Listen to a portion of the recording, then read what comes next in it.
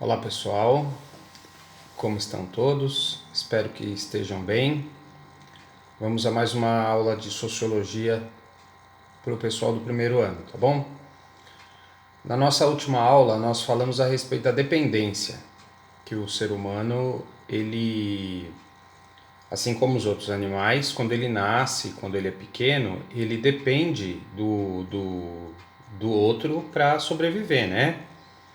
O bebê precisa da mãe para amamentar, ele chora quando ele está com fome, quando ele está com frio, quando ele está com dor, e ele depende do outro para que as necessidades dele de sobrevivência sejam supridas, como os outros animais também, né? A diferença é que com o passar do tempo, a questão da socialização, do viver em sociedade, ganha corpo. E o ser humano continua dependendo do outro, né? Ele continua dependendo do colega, ele continua dependendo do pai, da mãe, do professor, enfim. Isso é o que faz com que o homem seja diferente, né? Essa vida em sociedade. Agora a gente vai falar um pouquinho a respeito de interação. Chega um momento da nossa vida, chega um momento do nosso caminhar aí durante a nossa existência, em que a gente passa também a influenciar o outro. Quando a gente é criança, a gente está lá, é pequenininho, é dependente do outro, né? Depois a gente cresce, a gente passa a conviver com o outro e passa a influenciar o outro também. Vejam só. Vamos pegar um exemplo aí na nossa escola, na nossa sala de aula. Um colega chega com uma roupa diferente, um estilo de vida diferente, um gosto musical diferente. Esse colega, através da socialização, da interação com os outros colegas, ele passa a influenciar os outros colegas também, não é? Então antes ele era só cuidado e recebia a influência dos pais, dos avós, dos familiares. Ele passa também a ser influenciador dos outros. E essa relação de um influenciando o outro, ela perdura para sempre, para o resto da vida. Então a gente cresce, passa através da sociedade, através dos processos de socialização e de convivência, a ser influenciado e a influenciar os outros também. Então é uma coisa interessante isso, e é absolutamente inerente, né? É uma coisa que só acontece com o ser humano isso. Então a gente tem que tomar muito cuidado com as nossas atitudes, a gente tem que tomar muito cuidado com o que fala, com o que pensa, porque sempre vai ter a possibilidade de influenciar o outro, né? A pessoa muito negativa, uma pessoa que não é proativa, ela corre o risco de influenciar outras pessoas dessa forma também, né? Não só com relação à vestimenta, não só com relação a gosto musical, mas também sobre aspectos religiosos, sobre aspectos de atitudes. Então é muito importante que a gente tome cuidado com o que a gente fala, com o que a gente pensa, o modo como a gente se expressa, porque isso gera influência no outro, tá? Hoje nós vamos fazer um exercício que é um exercício diferente. Então o que nós vamos fazer? Tá? No caderno do aluno nós temos uma pesquisa para fazer, tá? Então vocês vão procurar 3 casais que tenham filhos, ó, 3 casais que tenham filhos em idades diferentes. Um casal com filhos pequenos. Então vocês vão perguntar para esse casal que tipo de roupa que eles escolhem para os filhos. Os filhos nessa época, quando eles são pequenos, eles não têm condição de escolher a sua própria roupa, eles não têm condição de ser tão autônomos com relação a isso. Eles sofrem a influência dos pais totalmente, tá? Então, vocês vão perguntar para os pais de filhos pequenos se o tipo de roupa que eles escolhem para os filhos tem a ver com o próprio estilo de vida deles. Os filhos costumam ser uma extensão dos pais. Então, se o pai é um cara mais esportivo, uma pessoa mais voltada para isso, ele vai influenciar o filho dele também, dessa forma. Então, se ele usa só agasalho, tênis, né? Não é uma pessoa que se veste de roupa social, por exemplo, ele vai influenciar o filho para que o filho também se vista dessa forma enquanto pequeno. Né? Então, vocês vão entrevistar pai de filhos pequenos, né? Para saber até que ponto os próprios gostos pessoais deles influenciam na escolha da roupa dos filhos, tá? Depois vocês vão pegar pai de adolescente. Olha aí podem ser os pais de vocês mesmos, tá bom? Com relação aos pais de adolescente, aos pais de vocês, vocês vão perguntar para eles se eles aprovam, pais, aprovam o estilo de roupa que vocês escolhem para usar.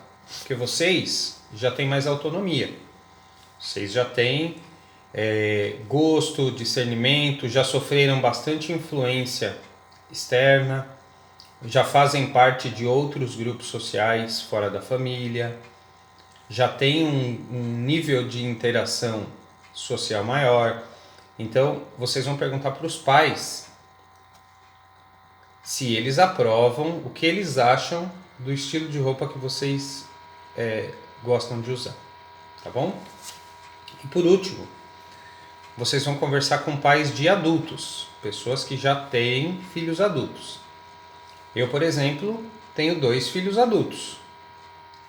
A Ana Luísa, que é a mais velha, tem 28, e o Gabriel, que é o mais novo, tem 20.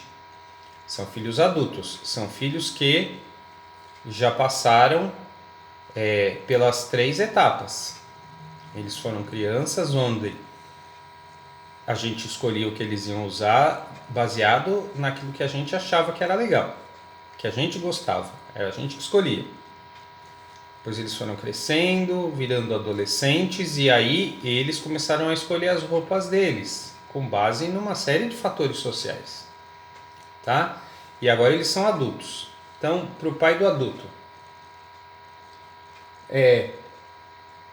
será que o tipo de roupa que os filhos adultos deles usam hoje tem a ver com a influência que eles, pais, exerceram nos filhos quando eles eram menores? Vocês entenderam?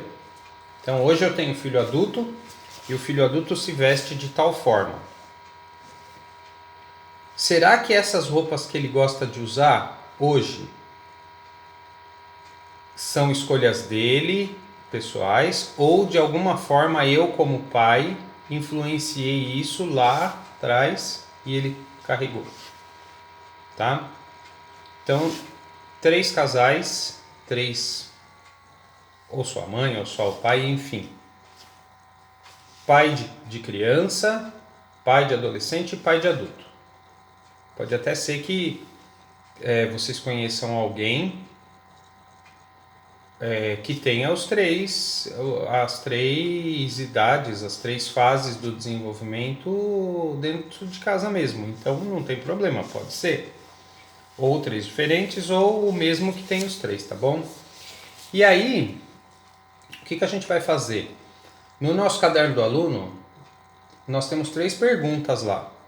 Então, depois que vocês recolherem esses dados, vocês vão responder o questionarinho que está no caderno do aluno e que eu vou disponibilizar no Google Classroom para vocês também, tá bom?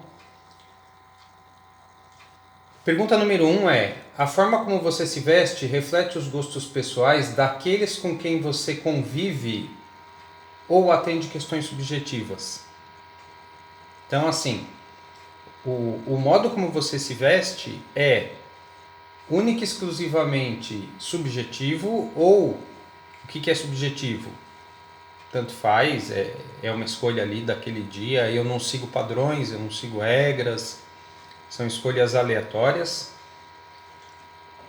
Ou o modo como eu me visto reflete de certa forma gostos e influências das pessoas com quem eu convivo. Então, é para você responder de você mesmo, tá bom?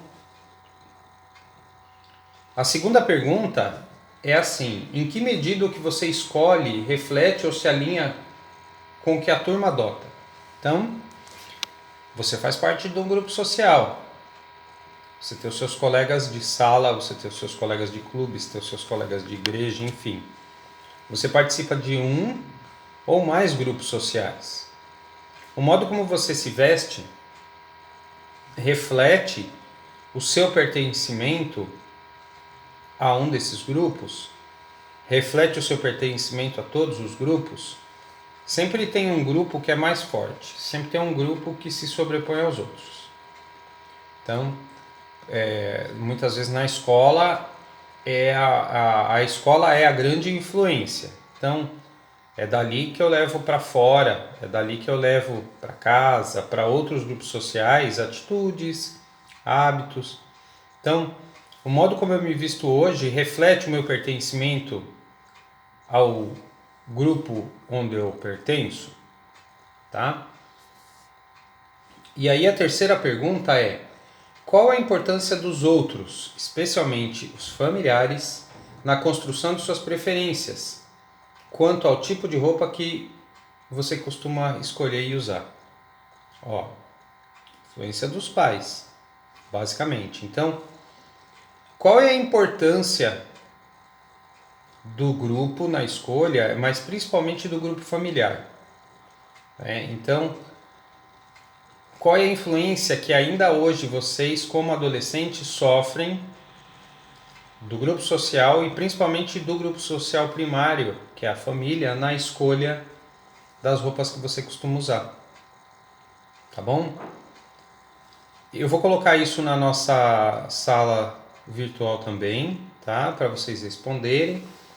Depois que vocês responderem isso, que vocês escolherem todos os dados, nós vamos trabalhar a construção de gráfico, que é uma coisa interessante que a sociologia usa muito, porque a sociologia trata de pesquisa. Quando a gente vai estudar a sociedade, a gente precisa de dados. E os dados muitas vezes se tornam pesquisas, e as pesquisas nos dão norte com relação a como a sociedade está caminhando. A pesquisa ela aponta o caminho do que a sociedade pensa, do que a sociedade faz de uma maneira em geral. Então a gente pega esses dados e transforma em gráfico. O gráfico é uma coisa legal porque é mais fácil de fazer, é mais fácil de entender, de interpretar, tá bom? Então, depois que vocês escolherem todos esses dados, a gente vai trabalhar a construção dos gráficos. A gente vai colher os dados de todo o pessoal da sala e aí nós vamos fazer um gráfico geral da sala. O que a sala descobriu, o que a sala apurou nas pesquisas e qual é o perfil daquela sala, tá bom? Mas isso fica para a nossa próxima aula, porque aí a gente trabalha basicamente em cima da construção dos gráficos, tá bom? Se a gente estivesse em sala de aula, nós faríamos juntos na lousa, não teria problema.